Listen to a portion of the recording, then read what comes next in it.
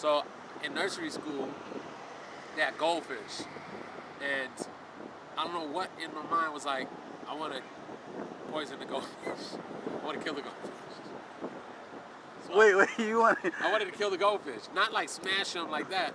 I just wanted to kill the goldfish. So I peed in a cup and I poured the piss in the I poured the pee in the goldfish tank.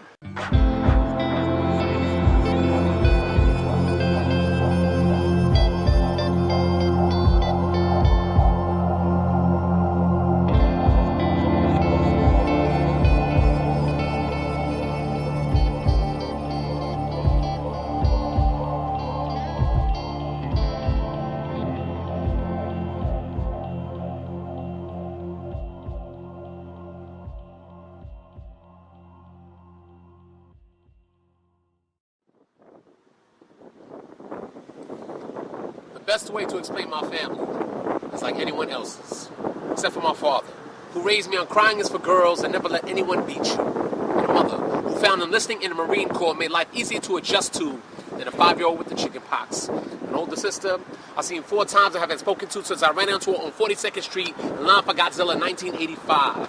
And another sister raised in Puerto Rico to the echoes of, why couldn't your hair be more like your mother's? And in Vogue, they're pretty for some black girls. So I remained an only child in a house of cards I waited to be crushed by or paper cut to a slow death with. The fear of living in a house of cards is knowing the right gust of wind can paper cut you to death.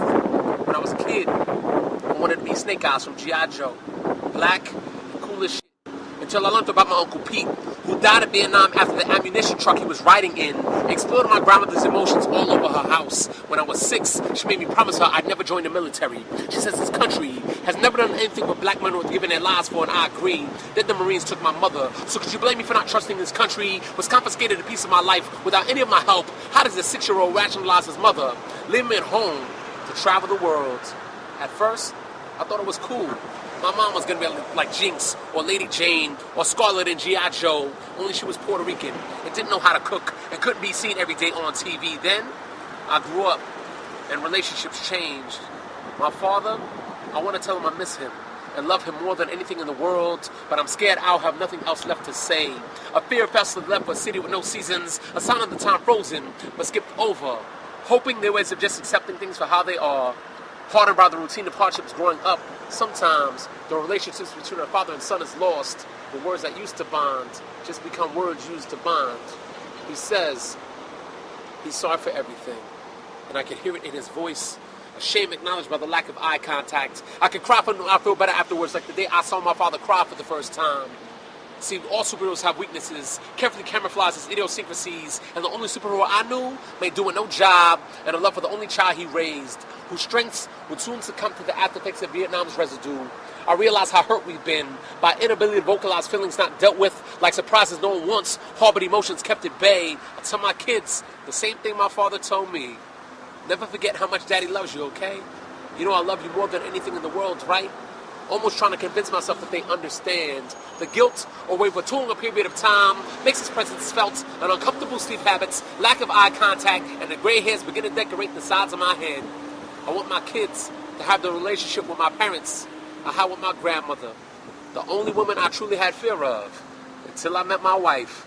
She helped raise me with every spare emotion she could offer. She was my best friend. I wish my daughter grew up to be just like. I guess she was the mother I needed, with my mother not there. See, my mother was a DJ. She cut in and out of my life, a celebrity of sorts, seen on special occasion, the hottest ticket in town. I never had tickets to go see. Unknowingly, she transposed my growth. I want to hug her like I mean it, but I'm scared I found comfort in this emptiness, glad for the party she got started, but left feeling punch drunk by my fear of abandonment. Sometimes, I start fights with my wife for no reason, or for the intimacy found in the afterwards. Confused but still comfortable, always willing to apologize. A life filled with too many hollow apologies. How selfish I've been. One day, my wife would tell me how I used to be, and I'll act like I didn't know I was like that. Like baby stories your parents tell your friends. I'll then apologize to her for everything I've done, and she'll be able to tell by the look in my eyes. See, I was never taught about the feelings of others, or how delicate they are, or how easily a heart can be broken with the right words. I wish I could reach inside of her mind and have all of her questions answered. Back to my mother. She thinks my scars have been healed by the little adjustment they've been given. I never realized how much emotion had been pushed to the side until I tried to explain it like a stack of poems never finished or the closing of a chapter not read. My feelings are all cliche. I have no original reactions left, holding tears by the napkins, dotting my eyes, crossing my tears, making sure I get each emotion right. My grandmother recently called to tell me next time I come over, we need to talk. And it finally hits me. At 90 years old, she's been around forever, but she's not going to live forever. She wants to let me know what's going to happen when she passes, and I don't want to think about the future, but I anticipate its destruction. See, in all my years on this planet, I've never witnessed someone in a box, lowered into the ground, and then dedicated to the sky, so when I die, I want to be cremated, burning up all of my imperfections, and then have someone sprinkle what's left over some place I've never been to, in hopes of inspiring someone I will never know anything about.